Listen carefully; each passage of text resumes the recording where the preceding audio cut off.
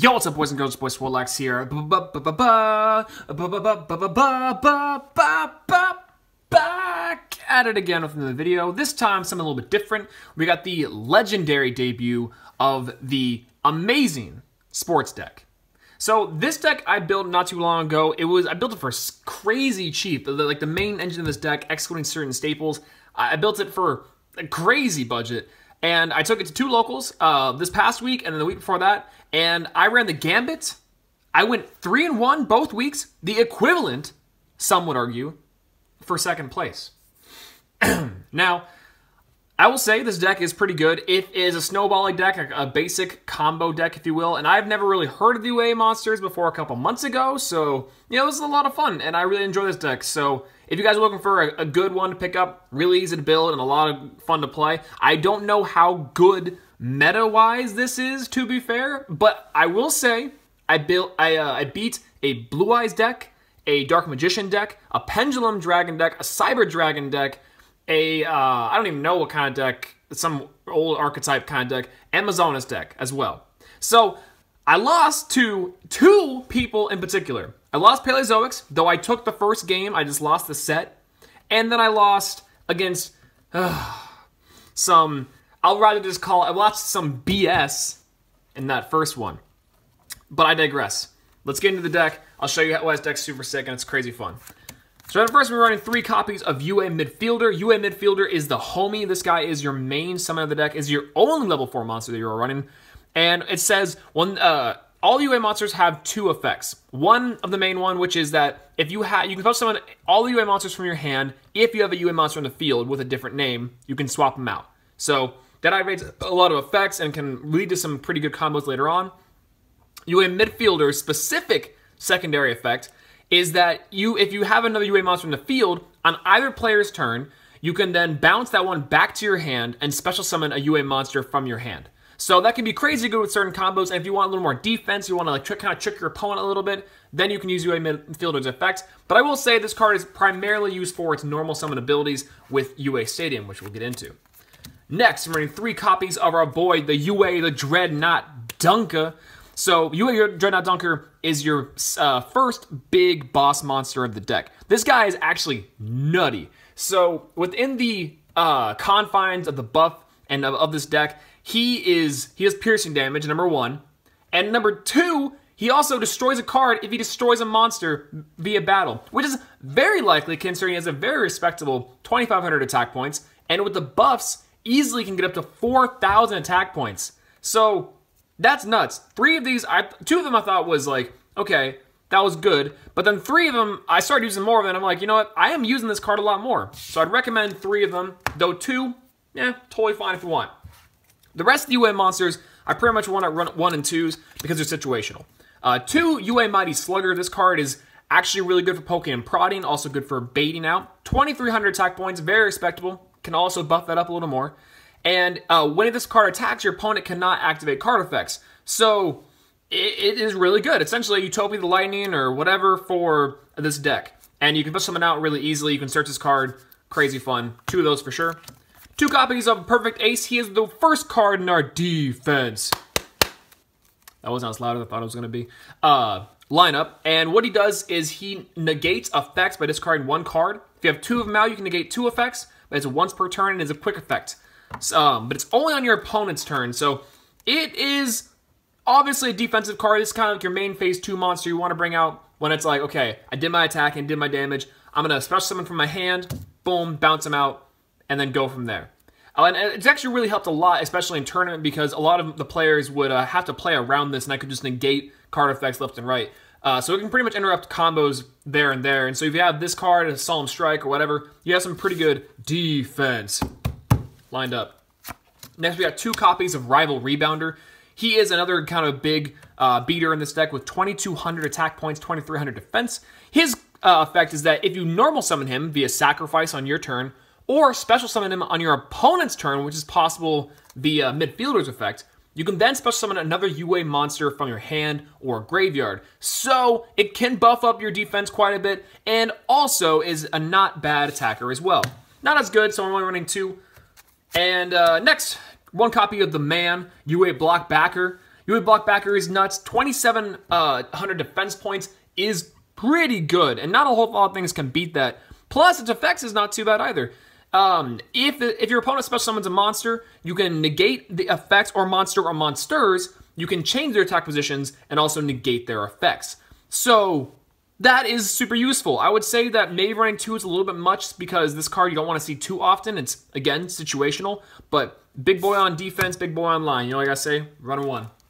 1 copy of Max C. This deck being a combo deck, it can really benefit from playing decks that special summon a lot. And it also can help you play around your opponent too as you discard this. Now they got to figure out, okay, do I want a sick board or give them more combo pieces? So 1 copy of Max C for sure. That's all the monsters we got. Now into the spell cards. This is where things kind of get interesting. 3 copies of UA Stadium. UA Stadium is kind of the main search of this deck, so to speak. You definitely want to see one of these cards opening hand, or at least sometime in the beginning stages, because this card lets you go off. This combined with UA Midfielder, it says whenever you normal summon a UA monster, you can then search a UA monster from deck and add it to your hand.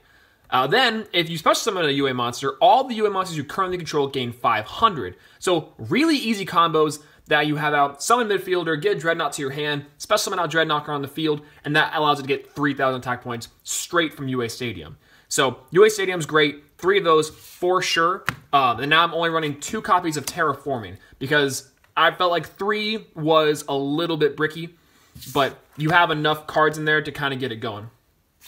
Plus, yeah, UA Signing Deal. UA Signing Deal is actually kind of great and clutch. It comes in handy when you don't see UA Midfielder in your hand first turn, just because it allows you to special summon out a UA monster from your deck by giving up some life points. And its effects are negated, but I say and like it's a good thing. Honestly, it doesn't matter. So the UA monsters have the bouncing back ability. You can, once it's summoned, as long as you have another UA monster in your hand, you can switch them out, swap them, and do a lot of stuff. And then when you're in your hand again, because they can only be special summoned once that way, you can still do it, boom, onto the field and get its effects back. So UA Signing Deal is a crazy good card, and for its hindrances, so to speak, its value is great in this deck. So 3 of those for sure can really be the homie and can really save the day a lot.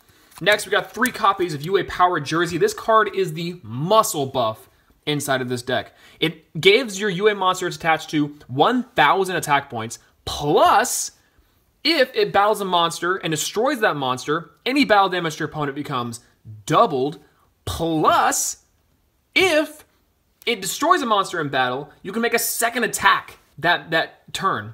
Absolutely crazy. And there's more. This card, not only, there's a big drawback if you don't play it right, and being that your monster gets banished in your standby phase if you just leave it on the field. But smart play, and the way UA monsters work, if you bounce it back to your hand and it's returned to your hand, this card also gets returned to your hand. So there should never be a time, unless something happens, if you're playing a UA Power Jersey, that you don't get it back to your hand and have that threat still looming in the background. So that card's nuts. 3 of those for sure. It's kind of your OTK kind of game ender. Next, we got 2 copies of Twin Twisters, dealing with back row. Card works great. It's a staple. Next, we got 1 copy of Potted Desires. Just for emergencies, I actually didn't use this card too much. I would often wait until I absolutely had to use it, but it is there just in case if you are just absolutely drawing dead. 1 copy of Dark Hole for our hashtag Budget Boys Raigeki. 1 copy of Reinforcement of the Army or Rhoda. Effectively, it's just another way to search out midfielder because you want to see midfielder as soon as possible.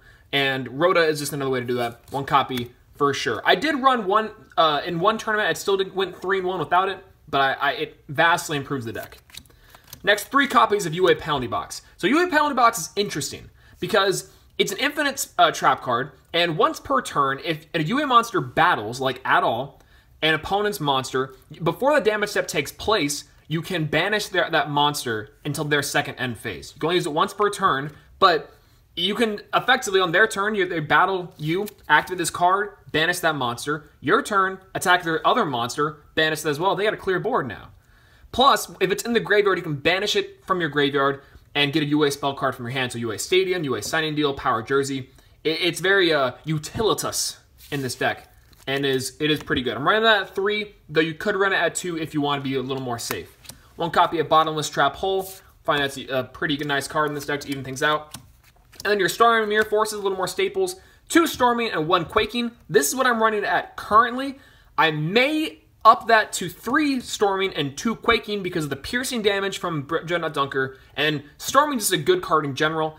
I found that a lot of times when I did lose or kind of have a difficult situation, I just didn't have enough hazards on the board. So I do think maybe running more of those is fine, but 3 and kind of that spread is okay with me. And finally, we got our 2 copies of Solemn Strike and 1 copy of Solemn Warning as our Solemn Brigade. But yeah, that's pretty much it. That is the whole entire deck. It is a lot of fun. I really like it. I thought it was a great time to play. I had a lot of fun, like seeing the people walk by and be like, "Yo, is that UA? I heard Dreadnought Dunker. What's up?" Outside of the one game that I lost, that was just absolute BS. This deck's pretty great, and it can really allow for a lot of creative play, and it's just fun. You know, it's just a fun, pure, wholesome deck. That's really about it. Thanks for watching. Peace out.